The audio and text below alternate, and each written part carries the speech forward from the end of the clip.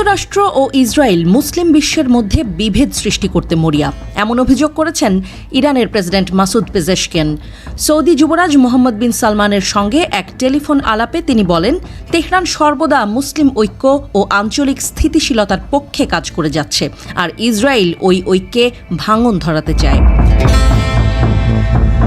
ইসরায়েলের সঙ্গে ইরানের 12 দিনের ভয়াবহ যুদ্ধের পরেই এই উচ্চ পর্যায়ের কূটনৈতিক আলাপ।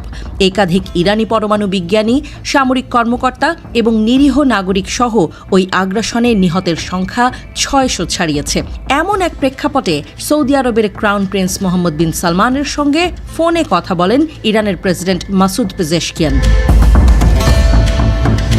পেজেশকিয়ান বলেন, যুক্তরাষ্ট্র ও জায়নবাদী ইসরায়েলি শাসন মুসলিম দেশগুলোর মধ্যে বিভাজন তৈরির ষড়যন্ত্র করছে, আর আমরা ইসলামী প্রজাতন্ত্র ইরান শান্তিপূর্ণ সহাবস্থান ও ঐক্যের পতাকা উঁচিয়ে রেখেছি। তিনি আরও জানান, ইরান চায় না মুসলিম দেশগুলো কোনো বিদেশি শক্তির হাতে ব্যবহৃত হোক।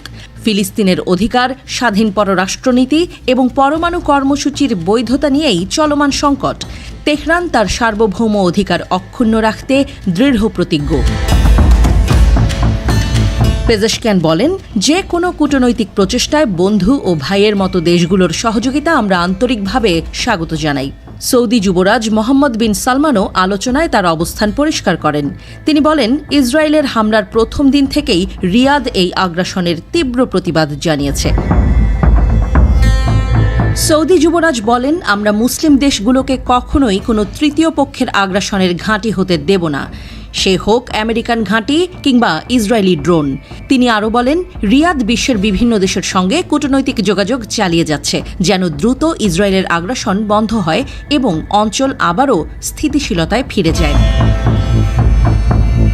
সোমবার যুক্তরাষ্ট্র ইরানের 3টি শান্তিপূর্ণ পরমাণু স্থাপনায় হামলা চালালে পাল্টা জবাব হিসেবে ইরান কাতারে অবস্থিত এক মার্কিন ঘাঁটিতে সামরিক হামলা চালায়। এই প্রক্রিয়াকেও বোধগম্য হিসেবে ব্যাখ্যা করেছেন সৌদি যুবরাজ। তিনি বলেছেন, ইরান কেন কাতারের মার্কিন ঘাঁটিতে হামলা চালিয়েছে তা সৌদি আরব বুঝতে পারছে।